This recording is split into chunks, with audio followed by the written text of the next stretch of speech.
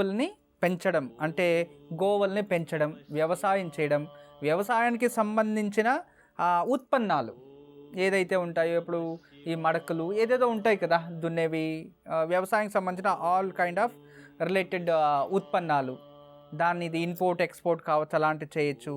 తర్వాత రసవస్తువులు, liquid products అలాంటివి బాగా వచ్చొస్తాయి. తర్వాత తైలాలు, అంటే ఆల్ లిక్విడ్ తైలాల కిందే మనకు వస్తుంది. పెట్రోలియం కావచ్చు, ఆయిల్స్ కావచ్చు, వైన్ షాప్ కావచ్చు, అన్ని రకాలవి వచ్చొస్తాయి. తర్వాత కృతక జల వస్తువులు, అంటే మనం తయారు చేసిన ఈ వాటర్ ప్లాంట్స్ ఇలాంటివి ఏదైనా చేసుకోవడం అలాంటివి బాగా వచ్చేస్తుంది. తర్వాత సముద్రపు సంబంధించిన వస్తువులు, అంటే ఉప్పు అయినా సరే దానికి, లేదా సముద్రంలో చేపలు పట్టి అమ్మడం, ఇలాంటివి ఏదైనా చేసుకోవచ్చు. తర్వాత విశేషంగా ఈ రేడియో రిలేటెడ్, టీవీ రిలేటెడ్ దానికి సంబంధించిన షోరూమ్స్ కానీ, ఇంపోర్ట్ ఎక్స్పోర్ట్ కానీ, లేదు దానికి సంబంధించిన ఛానల్స్ ఓపెన్ చేయడం, మీడియా నడపడం, ఇలాంటిది బాగా వచ్చేస్తుంది. తర్వాత బియ్యము, తర్వాత బెల్లము, తర్వాత గీ లేదన్నా వెన్న, ఈ రిలేటెడ్ ఇంపోర్ట్ ఎక్స్పోర్ట్ బిజినెస్, ఇలాంటివి దీని రిలేటెడ్ మీరు ఏం చేసినా కూడా ఎక్సలెంట్ బిజినెస్ జరుగుతుంది. దిస్ ఈజ్ పర్టికులర్ వ్యాపారము అన్నప్పుడు దీనికి సంబంధించింది. లేదన్నా సాఫ్ట్వేర్ ఇంజనీర్, ఐటీ డిపార్ట్మెంట్ చేయొచ్చు, బికాజ్ ఆఫ్ ఎలక్ట్రానిక్స్ వచ్చేస్తుంది, సాఫ్ట్వేర్ వచ్చేస్తుంది మీకు. ఇలాంటి దానికి మీరు ఎగ్జాక్ట్లీ వచ్చేస్తారు, మీకేం ప్రాబ్లం లేదు. ఇది పర్టిక్యులర్ చిత్తా నక్షత్రంలో జన్మించిన వారికి అచ్చొచ్చేది ఏది, వ్యాపారాలు. అయితే ఇక ఇదే నక్షత్రంలో జన్మించిన స్త్రీలు ఎలా ఉంటారు? అవును కదా, స్త్రీలు కూడా చాలా చాలా విశేషంగానే స్త్రీలు ఉంటారు. ఈ నక్షత్రంలో జన్మించిన వంతులు ఎక్కువగా అలంకరణ చేసుకునేందులో అలంకార ప్రియులు అని చెప్పచ్చు. ఎప్పుడు ఏదో ఒకటి మూతికి రాసుకుంటూ ఉంటారన్నమాట. మూతికి అంటే ముఖానికి అవి ఇవి రాసుకొని, లిప్స్టిక్స్ వేసుకొని చక్కగా. ఇప్పుడు కొన్ని ఎలా ఉంటాయంటే, ఎప్పుడు క్లీన్గా ఉండాలి, ఎప్పుడు మేకప్తో ఉండాలి, స్నానం చేయకపోయినా రెడీ అయిపోవాలి, చక్కగా ఉండాలి, ఇలాంటివి. అంటే ఎప్పుడు మేకప్లోనే ఉండాలి అంతే. వాళ్ళ మెంటాలిటీ అంతే. ఎందుకంటే బికాస్ ఆఫ్ డిసిప్లిన్ అంటారు అంతే. మనం ఏం చేయలేము వాళ్ళకి ఆన్సర్. ఎందుకంటే కొన్ని విచారాలు ఇప్పుడు ఇవన్నీ ఇలాంటివి వస్తున్నాయి. కానీ బ్రిటిష్కి స్వామి వివేకానంద తెలుసు కదా, వాళ్ళు విదేశాలకు వెళ్ళేవాళ్ళంట ప్రవచనం ఇవ్వడానికి. ఇవన్నీ ఆ ప్రవచనం ఇచ్చేటప్పుడు తను చెప్పాడంట, ఎవరు స్వామి వివేకానంద అని ఎవరో ప్రశ్న, బ్రిటిష్ వాడు ప్రశ్న వేశారంట. ఏమని, సార్ మీరు మీ ఇండియాలో ఆడపిల్లలు ఎందుకు షేక్ హ్యాండ్ ఇవ్వరు, షేక్ హ్యాండ్ ఎందుకు ఇవ్వరు, ఎందుకు షేక్ చేయరు, ఆడవాళ్ళు ఎవరు షేక్ హ్యాండ్ ఇవ్వరు కదా అన్నారంట. దానికి అంతమంది మధ్యలో వివేకానంద ఒకటి అన్నారంట, మీ బ్రిటిష్ యువరాణి ఎవరికి పడితే వాళ్ళకి షేక్ హ్యాండ్ ఇచ్చి ఇలా షేక్ చేస్తుందా అంటే, నో అలా చేయదు, మాకు అలాంటిది లేదు, మాకు హోదా ఉండాలి, వాళ్ళకే షేక్ ఇస్తామనంట. మా భారతదేశంలో ప్రతి స్త్రీయు యువరాణినే, రాణినే అన్నారు. ఇక అదే చిత్తా నక్షత్రం 2వ పాదం 3వ పాదంలో జన్మించిన వారు విశేషంగా అశ్విని, భరణి, కృతిక, రోహిణి, మృగశిర, ఆరిద్ర, పునర్వాస 1, 2, 3వ పాదం, మరియు ఆశ్లేష, మక, ఉత్తరా నక్షత్రంలో 3, 4 పాదం, తర్వాత అస్త, చిత్త, స్వాతి, మరియు విశేషంగా విశాఖ నక్షత్రం, అనురాధ, జ్యేష్ఠ, ఉత్తరాషాఢలో 2, 3, 4వ పాదం వారిని, శ్రవణ, శతభిష, పూర్వభద్ర 2, 3, 4వ పాదం కన్యలను చేసుకోవచ్చు. ఇవన్నీ మీకు నక్షత్రాలు వచ్చే ఒక వధు, అంటే అమ్మాయిలు జాతకాల్లో ఈ నక్షత్రాలు ఉంటే మీరు చక్కగా వివాహం చేసుకోవచ్చు.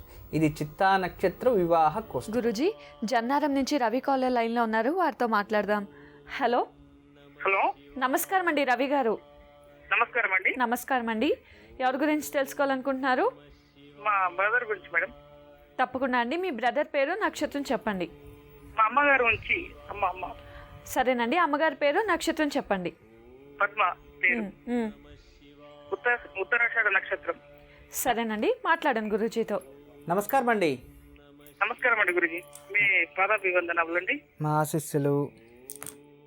అయితే మా అమ్మకు ఇప్పటికి 2 సార్లు బ్రెయిన్ ట్యూమర్ ఆపరేషన్ అండి గురుజీ. ఓకే. 2015లో అయింది గురుజీ. 14లో 15లో అయింది గురుజీ. 2 సార్లు అయింది ఆపరేషన్. ఓకే. బ్రెయిన్ ట్యూమర్ది. ఇప్పటివరకు ఇంకా మళ్ళీ కోలుకోవడం అనేది జరగలేదు ఇప్పటివరకు. డాక్టర్లు ఏం చెప్తున్నారు? డాక్టర్లు తగ్గుతుంది, మెడిసిన్స్ వాడండి అని చెప్తున్నారు గురుజీ. అయితే ఇంకా మళ్ళీ చెట్ల మందులు కూడా తీసుకొచ్చి వాడిపిస్తున్నా గురించి. రేడియేషన్స్ ఏమన్నా 2 సార్లు రేడియేషన్ ఇచ్చారా? ఒకసారి రేడియేషన్ ఇచ్చారు, ఇంకోసారి టాబ్లెట్స్ కీమోథెరపీకి సంబంధించిన టాబ్లెట్స్ ఇచ్చారు గురించి. Okay okay right. అయితే ఇంకా తగ్గడం లేదు గురించి. ఇప్పటికీ వేరే మన మెడిసిన్ కూడా తీసుకొచ్చినాం ఆయుర్వేదిక్ ది. సరే, అయినా కూడా తగ్గలేదు గురించి. ఇప్పుడు మీరున్న చోటు ఎన్ని సంవత్సరాల నుంచి అమ్మగారు అక్కడ ఉంటారు? ఏంటి గురించి? మీరున్న ఇంట్లో ఎన్ని సంవత్సరాల నుంచి అమ్మగారు ఉంటారు? మేమున్న ఇంట్లో అంటే ఇప్పటికి 20 సంవత్సరాలు అవుతుంది గురించి అక్కడికి వచ్చి. అవును, 1990 నుంచి ఇప్పటి వరకు అక్కడ ఉన్నాం. అది కిరాయి గురించి, కిరాయి ఇల్లు. అవును. ఓకే, ఏ ఫేసింగ్ సైట్ అది? అది బస్ స్టాండ్ ముందట ఉంటుంది గురించి. మాది షాపు ప్లస్ ఇల్లు. ఓకే, షాపు చూసుకొని ఇంట్లోనే ఉంటారు? షాప్ చూసుకుంటే వెనక రూమ్ ఉంటుంది, అందులో ఉంటాం. మళ్ళీ డాడీకి కూడా బోధకాలు అయింది, దానికి డాడీకి కూడా. ఆ ఇంట్లో సింహద్వారం ఏ ముఖంసమైన సింహద్వారం? సింహద్వారం ఉత్తరం వస్తుంది గురించి. ఉత్తరాభిముఖం. ఓకే, మీ ఇంటికి తూర్పు దిశ ఏమేమి ఉందో చెప్పండి. తూర్పు దిశ లేదు గురించి, అంటే ఇటు గోడ ఉంటది, అటు పూర్తి క్లోజ్. తూర్పుకు పారాడడానికి ఎక్కడ జాగలేదు. తూర్పు లేదు. తూర్పు అంటే ఇటు రోడ్ ఉంటది, ఇటు మా షటర్ ముందరికి వెళ్తే రోడ్ ఉంటది తూర్పు దిక్కు. అంటే తూర్పుకి షట్టర్ ఉంది? లేదు, ఉత్తరం దిక్కు షటర్ రూమ్ ఉన్నది. ఇట్లా మనం బయటకి వెళ్ళిన తర్వాత ఇట్లా తిరిగితే రైట్ సైడ్ లో మాకు తూర్పు ఉంటది. ఓకే ఓకే, బయటికి వెళ్ళి తిరిగితే తూర్పు అలాగే వస్తుంది అండి. అలాంటి ఏం లేవు. అంటే మీ ఇంటి నుంచి తూర్పు వైపు వెళ్ళడానికి గేట్ కానీ చిన్నది ఎంట్రన్స్ కానీ విండోస్ కానీ ఉన్నాయా తూర్పు దిశకు? అసలు తూర్పు సైడ్ ఏం లేదు గురూజీ, ఫుల్ క్లోజ్. తర్వాత ఇక్కడ దక్షిణ వైపు అంటే ఇప్పుడు ఉత్తరాన సింహద్వారం ఉంది, దాని ఆపోజిట్ ఎగ్జాక్ట్లీ దక్షిణంకి ఏముంది? డోర్ ఉంది, వెనక బావి ఉన్నది. Okay right. ఆ బావి ఏ దిశలో ఉంది? ఆగ్నేయంకి ఉందా నైరుత్యానికి ఉందా? ఇంటి వెనకాల ఎడం పక్కకు ఉన్నది గురూజీ. అది ఎడం పక్కకు ఉంది అంటే ఆగ్నేయంకి ఉంది. ఆ బావిలో నీళ్లు ఉన్నాయా? ఉన్నాయి గురూజీ. దాన్ని యూజ్ చేస్తున్నారు? అవును, యూజ్ చేస్తున్నాం. ఎందుకంటే అదే ప్రాబ్లం, ఆగ్నేయంలో బావి ఉండకూడదు కదా. ఆగ్నేయంలో వస్తే ఇంటి యజమానురాలకి ముప్పు అని. అందువల్ల ఇద్దరికి వచ్చిందన్నమాట. ఎక్కడున్న ప్రాబ్లమే అది. అది కొంచెం ప్రాబ్లం. ఇప్పుడు మీరు అది ఓన్ హౌసా మీరు అద్దెదా? అద్దెనే గురూజీ. మీరు టోటల్ దక్షిణాన్ని పారాడడం ఫుల్ క్లోజ్ చేస్తే అయినంత వరకు దాని వైబ్రేషన్ తగ్గించవచ్చు. ఎందుకంటే దక్షిణ వైపు నుంచి ఆ ఒక లోతు ఏదైతే నీళ్లు వస్తుంటాయో దాని నుంచి నెగిటివ్ ఎనర్జీ ఇంటికి క్రియేట్ అవుతుంది, అక్కడ ఉండకూడదు అని చెప్తుంది. అందువల్ల డోర్ కూడా ప్యాక్ చేసాం గురించి. అక్కడికి వెళ్ళి ఇప్పుడు అటు ఓన్లీ అక్కడ షాప్ మాత్రం ఉంచినాం. అక్కడ నుంచి వేరే కాడ కిరాయి తీసుకొని ఇప్పుడు ఉంటున్నాం గురించి.